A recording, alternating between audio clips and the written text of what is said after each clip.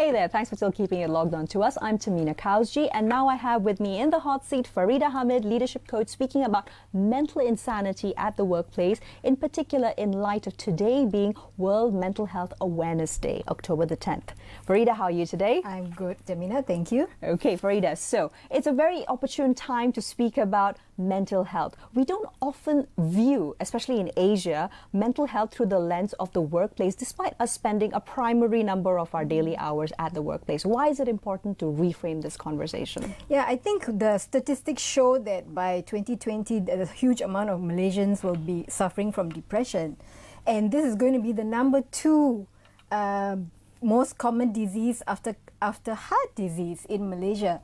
And you're right. I mean, we spend how many hours? People spend 8 to 10 hours in the workplace. Minimum, right? Yeah. So the bulk of the life is spent in the workplace, but people don't want to talk about this depression and mental illness and anxiety and all the sub parts of what mental illness is, because it's a wide range of issues that people face. But this is where a lot of the trouble is happening, because work culture has not changed very much, and that is why we are hearing all these stories. I worked for 25 years in a corporate life, and then I went into coaching. So both from my own experiences and what I hear from people when I'm coaching, it is the amount of abuse and conflict in the workplace, which is the number 1 issue that's giving people a lot of stress, leading to depression and leading to anxiety. Right. So when we try and look at it in a nutshell and break down the factors causing this sort of toxic workplace culture, what do you think are the roots of it? And why are we seeing progress in some arenas in the West, but Asia is still really lagging behind? And Malaysia is not one of the more progressive workplaces in Asia. We still have a huge culture of not just idolizing bosses, but also basically putting your life, your entire life on the line and on the plate and serving it up at work. At the mercy of the workplace, I think there are a couple of issues that go into that, but mental abuse and torture, which is I think the most common thing that I hear about, is about how people are humiliated during meetings. And this is much more common than we even think. I've personally seen it. I've experienced it when I was working, and I constantly see it because the senior leadership, often when they call meetings, they will publicly humiliate the staff, often in front of junior staff as well. I mean, this we all know from all the literature that has come out about leadership, that this is just an absolute no-no, but it's very prevalent. And it continues to be prevalent as well, Faridah, despite the fact that it has been shown time and time again through research in particular, not to actually decrease productivity, to demotivate workers. But what do you think actually allows this culture to continue persisting? It doesn't seem to be dying out at all in any sector of the corporate world. I think it's persisting because we allow it. I think we often assume that going for training about leadership and workplace culture, it's a multi-billion-dollar industry. Absolutely. Right? So people think, okay, I'm going to send someone for training for 2 days or 3 days on leadership and workplace culture, and things are going to change. But we know how hard it is to change behavior. So when people are under stress, the worst instincts come out, right? So where does the stress start? The stress often starts with the leadership. If the leadership is not setting the culture within an organization, if they are not role modeling the behavior that is acceptable and that must be followed, if they are role modeling the wrong behavior, then it just trickles down to the entire organization. The other big issue that I have seen and I've personally experienced is a lot of HR departments within companies are not there really to support the staff. They're just there to cover line for the bosses. And it happened to me. I remember once I complained about leadership within an organization, and the next thing I know, every word that I had said, that I had brought up, had been given verbatim to the leadership, and then I was attacked when I was called in for the meeting and attacked by the leaders. So I think this is very, very common. And so what people have to realize is that you have to have your own standards about what is acceptable behavior, even if you are not in senior leadership, about how you are treated. Let's talk about people coming into entry-level jobs first, Faridah. Now, I think we all remember when we were all interns going into the first organization that we worked for. So what type of boundaries do even people in the lowest level of hierarchy in the corporate sector, interns, what kind of boundaries do they need to be setting? I think you have to have... which are practical and will also be, by and large, acceptable to a pretty traditional and conservative workplace that we have in Malaysia. I think the problem you're going to run into with an entry-level person speaking up about boundaries that are being crossed or lines that are being crossed is, in reality, people are not going to say very much because you're a junior person and you're usually being attacked by someone who's much more senior, who's been there much longer. What I will tell people is, you have to have your own standards about how you want to be treated. If you don't even know what is acceptable standards, if the way someone speaks to you, the way someone shouts at you, if you sit there and you accept it, then you're telling the bully who is doing this behavior that you will accept it. So I think you need to know what your boundaries are. I think as you move up the career ladder, it's much easier to speak up about this. But again, do people speak up? A lot of people don't speak up simply because they're worried about their job, because you know if you speak up, chances are you're going to be labeled a troublemaker and you're going to be asked to leave. And I think a lot of people have done studies. I think Google did a groundbreaking study a couple of years ago, and they used this phrase psychological safety, which is the number one motivator for people to have a good workplace culture, where you feel you can bring up these issues because you know you're going to be in a safe space to talk about it.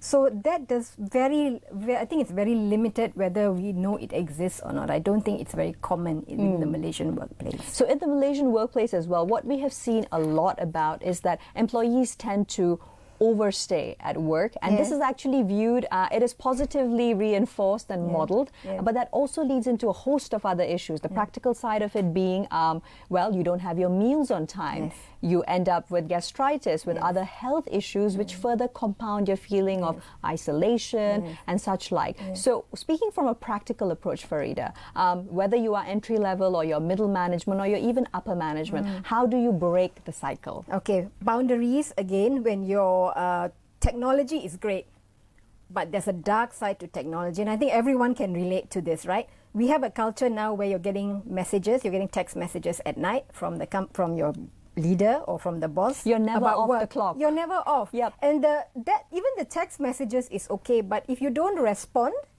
you're then accused of being rude, of being uncommitted to your work. So throughout the night, I've had those days when I used to work, I used to get messages at 4 o'clock in the morning. I still hear from clients that they're getting messages 3 o'clock, 4 o'clock in the morning about work. So when are you ever off? Because you do need that downtime. You need that personal time. You need your family time. Because there's this old saying, right? People don't live to work, they work to live. So why do we work? We work because we want to have the money to take care of our families. But work should also be a place where we have dignity. That's right. But fundamentally, this would be a leadership issue. Yes. Because it's the leaders who are setting the tone, who are sending out these messages late at night, whether or not people are reading them, and then they get all up in arms and angry and lash out at the employees. So, starting with the leaders, why should the leaders also get on board with this? It's not productive. What's the next thing? Well, the leaders have to understand that they are role models. Why do you become a leader? You become a leader because you want to be a role model.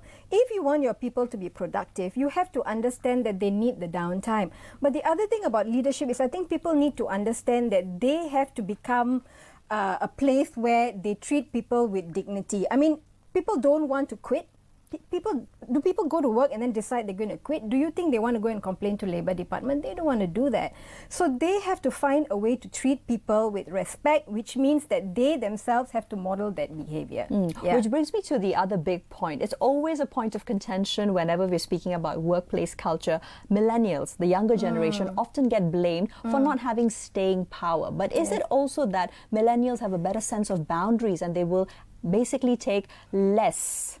I think they're more outspoken. More outspoken, right. I think they're far more outspoken, and also culturally they don't stay in jobs for very long, right? We know it's between 1, 2, maximum 3 years, not because they want to jump jobs, because they want to try different things, right? So there's two things that they are very strong at is they will speak out when there is a problem. That's right. And they are bringing out these issues, because remember the statistics that we shared earlier. And you've also shared with us this slide over here. Can you tell us a little bit about this it, is from the AIA Vitality study that was done in 2017, and they found, in fact, this was one of the key studies that found that this issue of depression and mental illness is far more prevalent than we know. And the reality is this is just a fraction of what we know, because we know people are not going to be talking about depression in most workplace studies.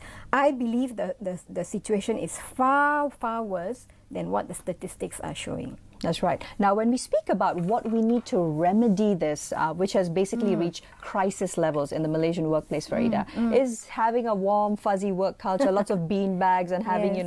a foosball table. Is that going to fix it? That's the Silicon Valley culture, right? Right. We've heard about, you have We've this seen a pool couple of room. offices here that also the model free that. meals, the free coffee and all that. And there is, I suppose that is nice because you're creating what is sort of a warmer culture. But studies are now coming out to say that, you know what, while that is nice to have, that is not the primary thing. The primary thing is that people want to be treated with dignity. And have a work-life balance and as have well. the work-life balance. Well, they don't say balance anymore. They call it a work-life blend now. There's a new blend. phrase. Goodness me. right? Okay. I Because think you that tells you what direction Yes. we're going in, though, Because you right? can't completely turn off, right? So if we can't completely turn off, what can we do to ensure that when we are in the office during our 8 hours, we make solid use of it so that after you're done with your 8, you leave? Well, I think coming back to the leadership issue, one of the most common complaints I hear is poor communication. Many leaders are poor communicators, surprisingly. When you're a poor communicator, what happens is you don't give clear instructions to your team. You don't tell them what clearly is expected. So everybody is expected to be a mind reader about what is expected, what are the deadlines. So that are, just what are drags on goals the are. day. Right. Yeah. So how can someone be productive if they're not given clear boundaries, clear goalposts, what is it they're supposed to achieve in a humanly possible way with reasonable deadlines? And that is a big chunk of where we're having the problem, because many of the people that I coach are in leadership positions, but when I do ask them where are the boundaries, do you actually explain to people clearly what is expected of them? Much of it is verbal. Very little of it is written down so that people have something to refer to. Now, when you have a clear guideline, it's easier to be productive because then you know, right, okay, I got to achieve this by such and such a date. These are the steps I need to take. And on a weekly basis, I can report on those things.